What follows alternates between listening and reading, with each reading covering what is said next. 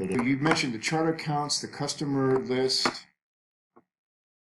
How do I get there? Where? Oh, where was that again?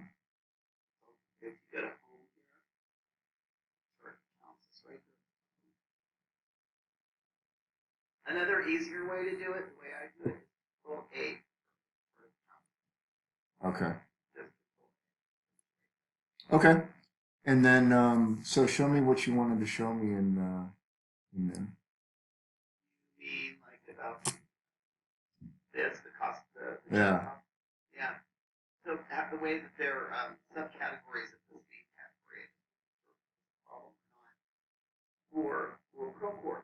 Another thing I just kind of wanted to show you was there's a lot of account activity that's already been made inactive. So if you go to show inactive accounts, I usually do this before I create new accounts because I just want to make sure I'm not duplicating a number that's already been Oh, yeah. Right. Okay. Okay. And same thing with customers. So to get to the customer list, you're just going to go to Customer Center, and there's all of our items. And then we'd need inactive also probably for the big list. Now, if we're going to export data, I'm assuming that we would want it like in Excel spreadsheet format, right? So that Yeah. we could then edit it, match. Yeah. So first we would edit this list of active and inactive. And if we go to all the ones with X's are inactive. Okay. Yeah. Now, these are actually, if deactivate the whole customer, then all the jobs below that customer become inactive. A lot of times what's been happening in the past, which we did, I think Andrea has done, is she'll deactivate only the jobs that are done, but leave the customer active. Because, we could foreseeably be getting more work with that customer. Yeah, yeah, there's probably a period of time afterwards where it's much more likely. Yeah. Okay. Do you know how to download the list right from here? That's the very next thing. Oh, okay. So that is going to be your report here. Mm-hmm. And there's actually a list category, right? Okay. And you have a customer contact. That would be where you would go to get that, also for vendor contact. Customer vendor. Okay. Back to it. Yeah. The thing that's nice about this is we can customize, we can choose what information we Yeah. want. Okay. For example, here, bill to all lumped together in one. That never works for Excel. We can get rid of certain columns. Yeah, I mean, it allows you here, instead of bill to, you can get street 1, street 2. Ah, okay, perfect, yeah. And it breaks it all out. There you go. Figure out which one and format it in that list thing, and then just export it to Excel, and you can make any changes that you want. Do you know how to upload it back in here? Back into QuickBooks? Yeah. Well, I'm not. Why would we be uploading? Well, because it's probably easier to download it, edit it, and then send it back to both programs, or something like that, so they match perfectly. Otherwise, there'll always be conflicts. Well, so I don't know. We would have to physically go in and edit it in QuickBooks. What I can't upload that I'm aware of. Okay. Can't upload data like that. My recommendation would be that we go through and physically make those changes in QuickBooks. Right. So that it does, And one thing I like to do when I'm like adding a new vendor, so I can add an expense in Procore, is I go straight into QuickBooks and I copy the vendor name and paste it into Procore. So that it's exactly the same, because there's a bunch of little quirky shit, like Elevator in QuickBooks is Elevator LLC, Yeah, oh yeah, yep, yep, and we'll create like multiple copies of the same company if we keep doing that. Yeah, okay. I would say the best thing to do is first modify and correct, edit everything in QuickBooks. And then upload it all at once. And then upload it all at once. Okay. And let's see. So this is customers, and then you said there was a separate one for vendors. So you go back to the list again, report, you go back to the list, and you have the same thing. Vendors Okay. gives you the same report, but it's just vendors. And again, you can change this bill from so that it breaks out city or street. Right. So when you go to this customized report, anything that's checked is going to show up on your report. And if you get rid of it, like balance, we don't need balance. Uncheck it and it goes away. Nice. Okay. What other lists are on that report for you? Let's go look.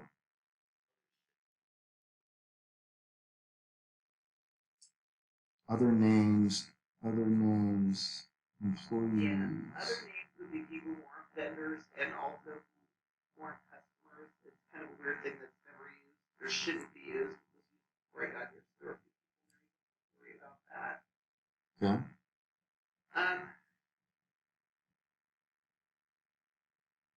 Actually, so hey, hover your mouse back over lists for a second.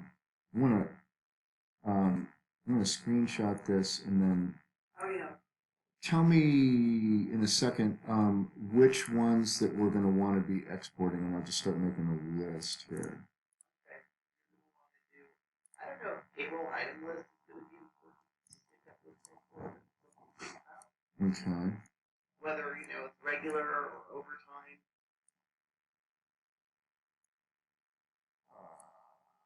Wait a minute. Just a second.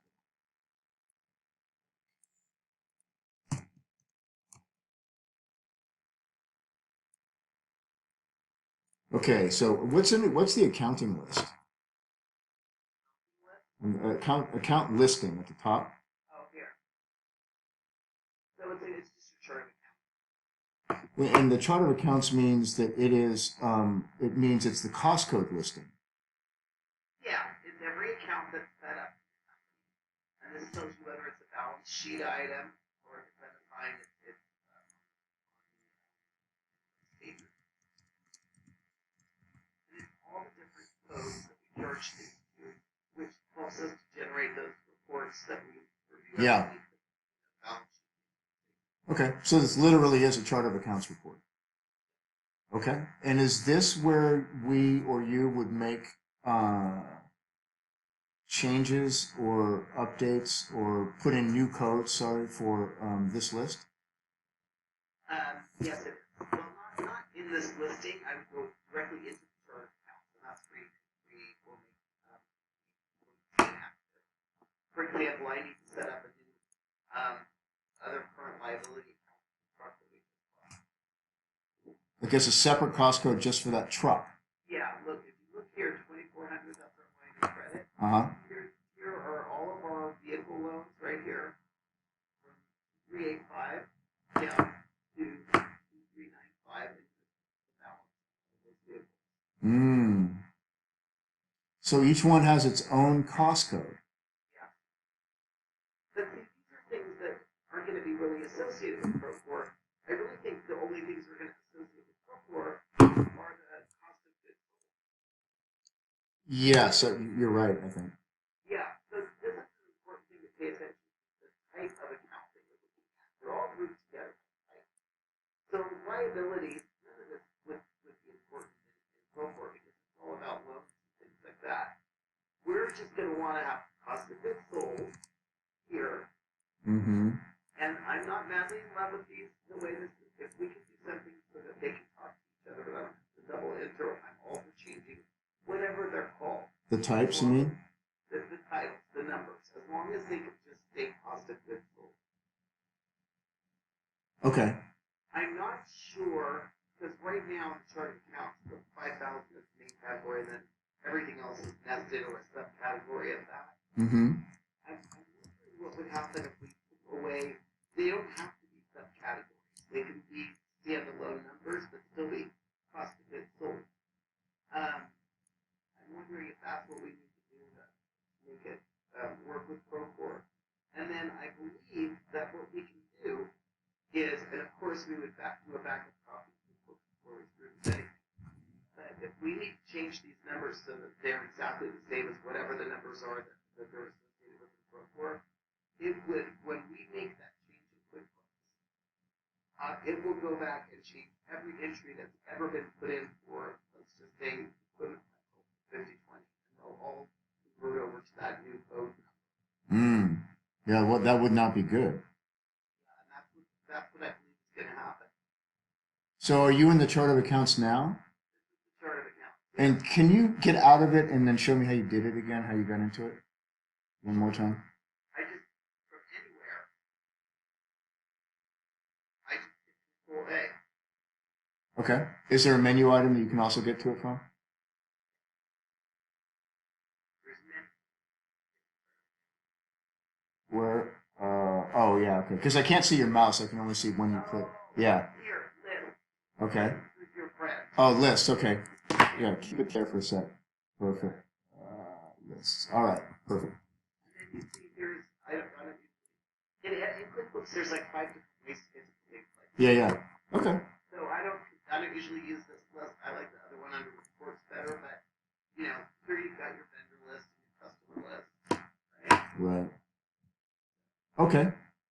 Customer and vendor and profile lists. Got it. Okay. So going to the chart of accounts, then this is where it would be edited, or here. And how do you do that? So if you wanted to edit a chart of account, you would just if you wanted to make a new account or edit an account, you go down here to account Mm-hmm. and edit. So account number here, you can't see my mouse. Account name. Oh, let me show you the cost of goods sold. Okay. All right, so here this is the main category. Idiot. That's a reporter, Lee. I know. Edit. All right, so we see our number, and we see it says account name. I keep moving my mouse so you can see it. Under account name, there's that little box that says sub account of. Yeah. Okay, so these are all the sub accounts of that 5,000. Okay. In order to edit, if I were to go in here, let's just say to materials, and I wanted to edit that, I would just unput, and it would be its own account on sub account, and it would still be cost of goods sold because that's the account type at the very top. Interesting. So yeah, when I was looking at the other list of the chart of accounts, but it was from lists and not from chart of accounts.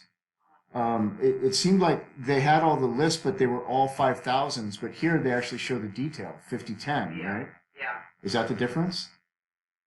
Yes, this is the actual where you can edit change. The other one was just a list of what the chart is. This is So you were just saying if you uncheck that sub account. let's uncheck it and see what happens. All right. So we check it, right? So I'm unchecking it. Oh, you cannot change the level. With a 1099 category, we must first delete all the 1099 references. Or preferences, it says. I don't know why that was set up as a 1099 account, but preferences is huge. Have you ever been to preferences? Oh, I'm sure there's a lot of choices. Jesus Christ. Yeah. So, edit preference.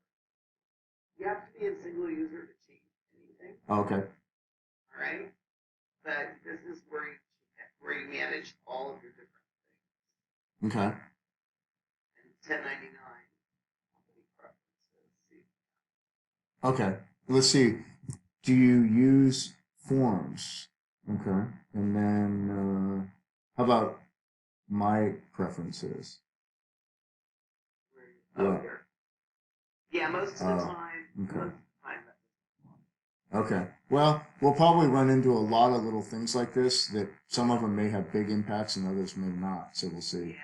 I wonder if QuickBooks Help support is active right Yeah, I don't know. No, I don't know. India's just getting this thing. Come on. now. Yeah, I thought that India's on lockdown too. Mhm. I mean, I kind of like to talk to somebody from a QuickBooks point of view that maybe has experience with this Sure. Procore integration Okay. before we jump on it. am I looking at this correctly? Right now in the 5000s, are these all of our codes in the 5000 series that we are currently using? That's correct. Wow. So if we started from the 5100 series, we could have 5100 all the way to 6000. Yeah. Well, shit, that's like 800, Right? 960 cost codes. I think we should be able to live with that. So let me ask you this. When I get an invoice from Elevator and I'm putting it into rental equipment money in QuickBooks, that won't work because it won't communicate to the right cost code work, right? You mean the way it's set up right now? Yeah, that's right. So we have to adjust the cost codes in Procore to match this series, which is, yeah. So Procore is going to get the adjustment, not QuickBooks. Okay. Yeah, All right. that's fine. You know, the jobs, basically we're going to start like a new template that jobs are set up with, and that template will have the new cost code structure in it. Okay. And then those jobs will then be the right way. And then when we connect ERP, that's the only template we'll be able to use. I know it's scary that we have to make all these decisions. Yes. We have a chance to. And then the handcuffs and the chastity belt get put on. Yeah. Yeah. You can't get fucked and you can't fuck anyone else either. Yeah. I know. And so right now, let me see. Let me take a screenshot of this. Actually, this is our 5000 series.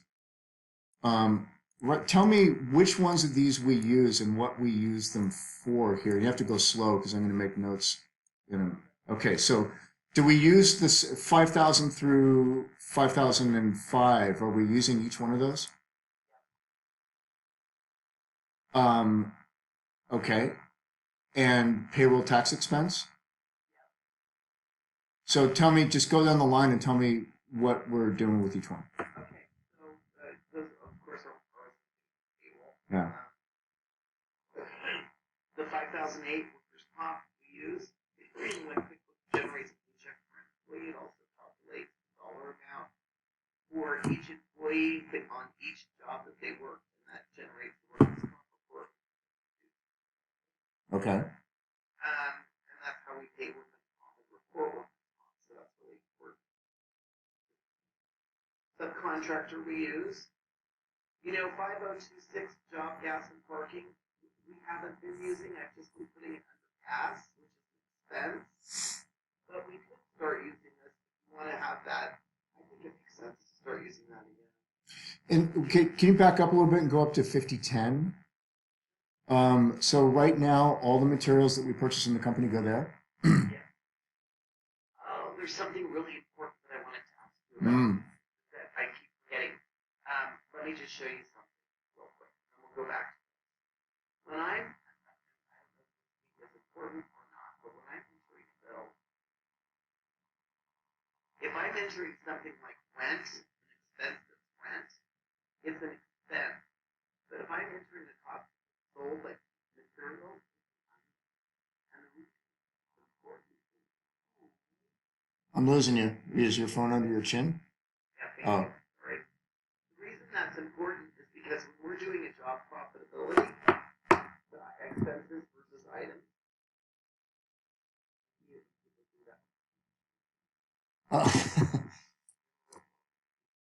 that. It's also bad for your neck, I think. Yeah.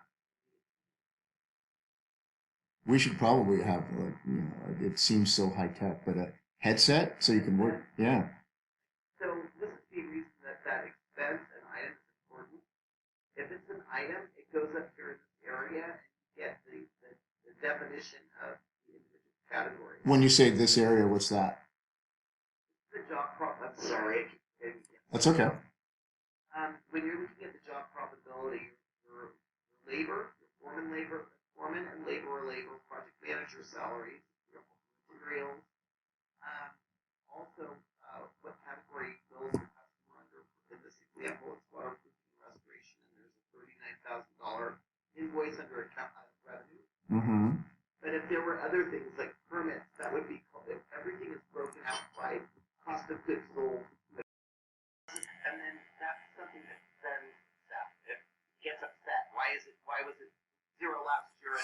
Yeah, right. Sure. You can't compare anything if it's not consistent. Can't compare anything. So for that reason, I have not changed how things are done. Okay.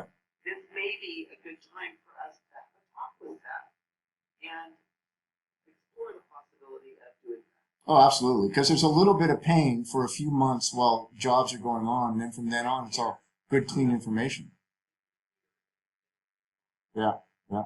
Okay. Anyway, rental equipment, of course, as you know, goes all in the bucket and changes. Scout contractor, you know what that is. Right. Other we use very rarely. Other I usually use when the paint is spattered on the car and it's clean, or you know somebody's window is cracked, or you know if there's custom Mm-hmm. discounts I use every month where we record the discounts that I get for paying on the time of the year, like 2% discount. Right. I do not use storage. I do not use testing. And accrued wages and benefits is simply a balance sheet item. We'll never use it. It's only used when we are adjusting journal entries. Okay. So, in the overview of this, what we're going to do when we do the cost codes that connect to Procore is that everything that is direct cost related to the job needs to be here. Is that all contained in the 5000 series? Okay. It seems so simple. What the hell's everybody, what, you know, come on. Come on, just flick the switch. Yeah, it is. Pandemic, pandemic perk. And you know, the thing is, we back up QuickBooks and there's a little glitch. We restore QuickBooks and we make the change we need to, and we start again. Hey, by the way, I noticed that QuickBooks file, I think, is getting pretty big. Yeah, she says. Is that something that we need to do some maintenance on soon? Well, you know, the only thing you can do is condense your data and then you have access to it. Yeah. That's constantly is asking about job profitabilities on jobs you did 12 years ago. Right. You know? Yep. I don't like the idea of losing access to that information. Let's see. Configure cost code preferences for QuickBooks in Procore. So I'm going to put this link. You know that admin folder that you have up there? Click on that and go down to the very bottom. It should say Configure cost code preferences for QuickBooks.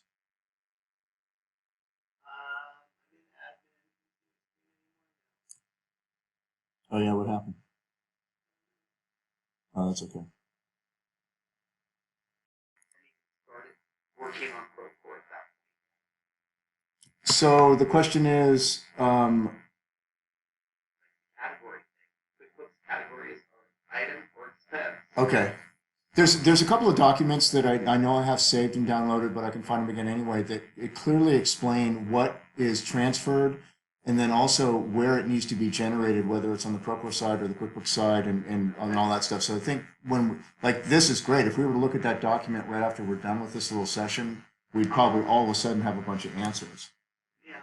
Okay, so where did you get this row label pop-up? I thought you did that. I just right mouse click On what? my mouse. Oh, on the labels themselves? No, I'm in this window and you just right mouse click and it pops up. Okay, all right. So you can change the labels. Okay, all right. So go back to that cost code list and let's keep talking.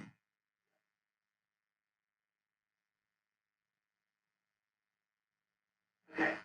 Yeah, so let's see, materials. So right now, all the materials we get, Figly, sundries, everything, it all goes there. Okay, and so let me ask you this. Let's just say that we start with the new regime, everything starting at 5,100 and up to 6,000. What about In other words, we wouldn't be changing any history, but from that point We're forward, using different numbers. yes. Is that okay? Okay. I don't see any reason why it wouldn't be. All right. Now, for some of the jobs that are already ongoing, Well, no, we couldn't do that, I think. there's going to be all this activity in QuickBooks that's for account number 5010.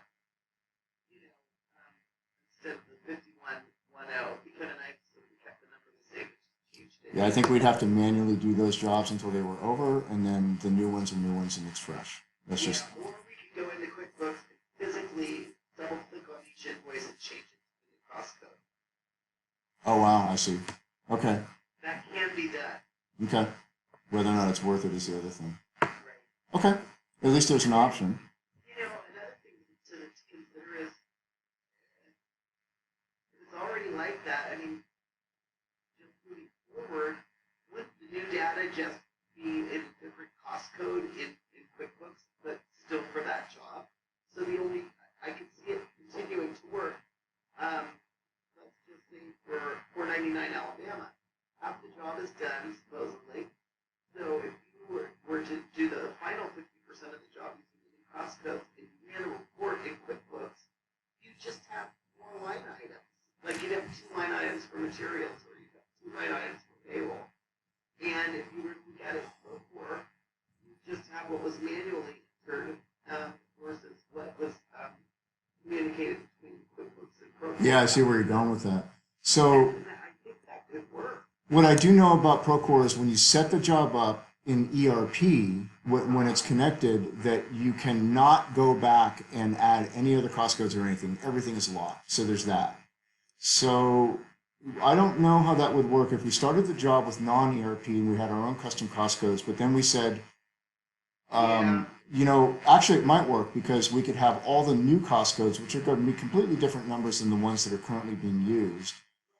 And so we just add those as potential choices, and then we could, let's see then what would happen. That would, yeah, we could probably manipulate the reporting for the duration of those jobs so it all looked right. Yeah, so it might work. It might work. Mhm. We have 2 line items for some expenses, you know, 2 material Right. reports, but we could deal with that. That's not a nightmare. Okay. So materials, there'll need to be a lot more categories than that, but that's easy. We could make it like 50, 400, and there could be 99 fucking categories, right? Yeah. Or something like that. Okay. Yeah, again, the problem would be for me when, let's just say I'm entering a DM Figley for 1001 Broadway, and there's 5,000, you know, there's all these choices. How do I know which one to pick? Well, Seth and I were just talking about this. He and I are going to work on, once we get this sorted out, and I'm going to have this guy Jonathan help me with this, to create a custom Excel part of our estimate spreadsheets that actually has the cost codes built into it in a database that before we go to put this job, which we're going to do ourselves, put them in Procore, that they actually get put in with the real cost codes. Okay, so then let's just say that David orders, David ordered DM Figley for this job. Right? David orders it. The invoice comes to me. How do I know which cost code? So the best way to do it would be to use an actual commitment from Procore, which would send the vendor the PO number, which matches to Procore, which then directs it to the right cost code on the way back in. Something like that. I'm not quite sure. Well, it's something we need to figure out because that's going to be a big problem. How about if somebody like the big ones like Figley, I want to say Cade Lowry, Whitecap, they have their own fucking cost code. Well, okay, let's say you've got 5 different scopes of work and you're going to be using Lowry's for 3 of the different scopes. Uh-huh. So I would try not knowing which cost code they have. Well, it's gonna be Lowry's, and then But if you have 3 different scopes of work where you're using Lowry materials, how would I know which scope it is for? yeah, you're getting into some minutia there, and yeah, you're right. If it needs to be, here's my answer, I guess. If it needs to be tracked, we have to have a way to do that. If it doesn't need to be tracked, then we don't care. It has to be tracked, otherwise it's not going to go in right. It won't go into QuickBooks right. I've got some ideas. I mean, I'm not trying to. I'm just trying to foresee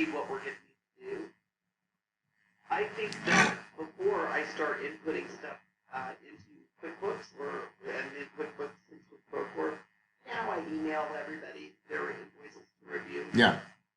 Why don't they get the invoices and code them to the right cost code before they go in? Yeah, for sure. We're supposed to be looking at them anyway, Yeah. and that way we know they are, because they can't go in until I get the cost code. Right. Yeah. So the idea is you ordered it. You tell us which account you planned to pay it from. That's right. And then if that's actually the case, then that commitment should already be there in Procore, expecting that invoice to come in. So nice. That's the way it's supposed to work. I've seen that happen a few times in Procore, Yep. and it is fabulous. Yeah, that's what commitments are for. We know that cost is coming in. It's waiting. It's up. Here's the invoice. Boom. It matches up, and you're in. So nice. So that's the way we need to set it up. That's the way we need to do it. Okay, so that's materials. Keep going.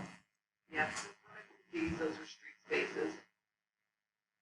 And I've been putting architect and engineer under subcontractor.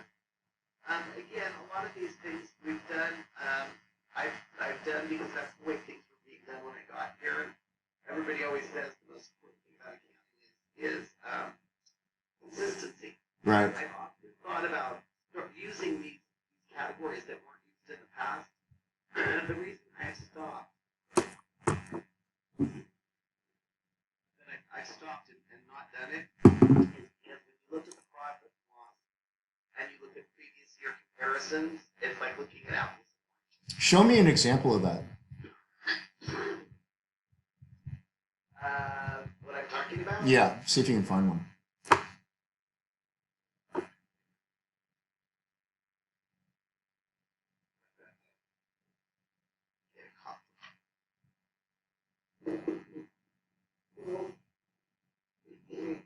Subcontractor.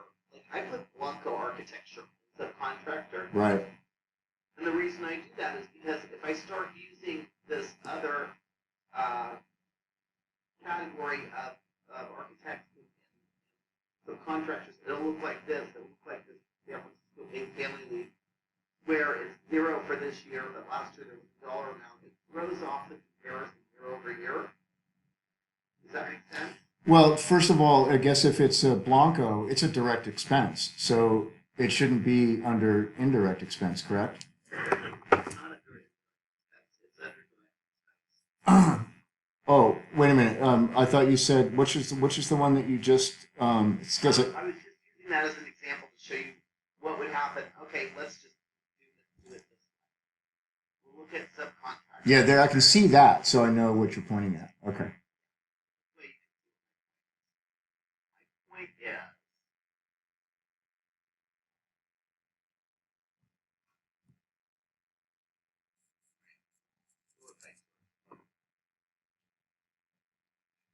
Someday we can make that a default. well, it just has to be in that one. Oh. Easy peasy. So let's say